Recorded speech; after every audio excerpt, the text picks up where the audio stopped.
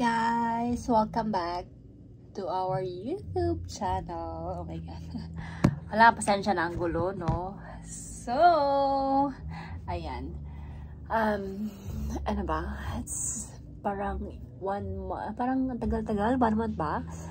Or 2 months, 3 months na ata akong hindi na kakapag-upload na live ko. Actually, ng vlog. Medyo naging busy, ganun. Ang daming nangyari.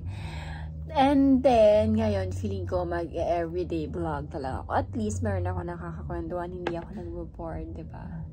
Ayun lang. So, as usual, ayan, nandito ako sa damitan namin. Sobrang kalat. As in, sobrang kalat. Nagtrabaho ako, syempre. Kailangan natin magtrabaho. Kasi, so, yan, no. Natambay ako. Natambay. Ganun. Masyado kong finil yung nangyayari sa aking aking earth. I thought na magiging okay ako. Hindi pala. Oh my God. Bisa maging okay ako, hindi ako naging okay. But anyway, nasiraan pa nga ako. Anyway, ganoon talaga ang life, 'di ba? Sabi nga ng ng sister-in-law ko, kung sino lang makauna na magkwento ng side na ang problema lang is hindi ko alam yung mga nangyari, hindi ko alam yung mga nasabi nung side. So ayun, ako wala naman ako sasabihin kasi kung ano lang ginagawa sa akin, yun lang yun. Kwento na yun. Anyway, yun lang. So how's life? How's life? Ako ngayon, okay ako ngayon. Okay na kami ngayon ng aking husband. Finally, thank you Lord. Wala nang heartache, whatever. In fairness, walang, masakit sa dibdib na namin. Ako, actually, husband ko, wala naman problema. Ako, walang masakit sa akin. Kagabi nga, alam nyo ba, kagabi nga is nakakatuwa kasi nakatulog ako ng maayos, i-clear yung heart ko. Well, kung sino man yung makakapanood. Baka may makapanood na isa sa mga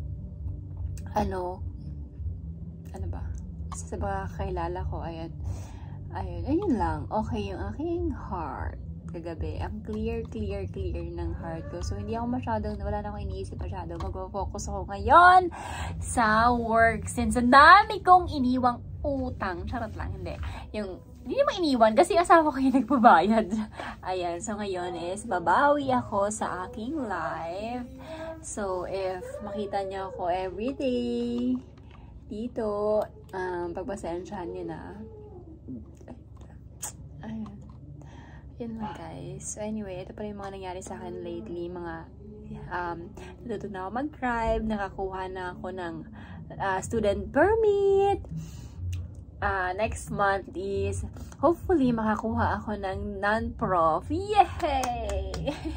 Alam mo, diba? In fairness naman, may nangyari. May advantage na nangyari din kahit papano sa akin, diba?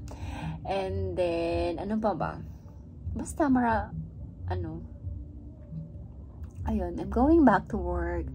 Ibabalik ko na yung dating ako, ganun. Para kasi nung late, ilang buwan na, this past few months, parang ang bigat-bigat ng aking dinadala. So, parang tinatamad ako magtrabaho. Ngayon, gumana yung pakaramdam ko, sa totoo lang, as in, super duper ng aking feelings today. So, not just today. Hopefully, diba, sa mga darating pang araw, linggo, buwan, taon, maging magaan ang aking heart. And then, ano ba? Nakalimutan ko tuloy. Ayun, ang dami kong kwento, no? By the way,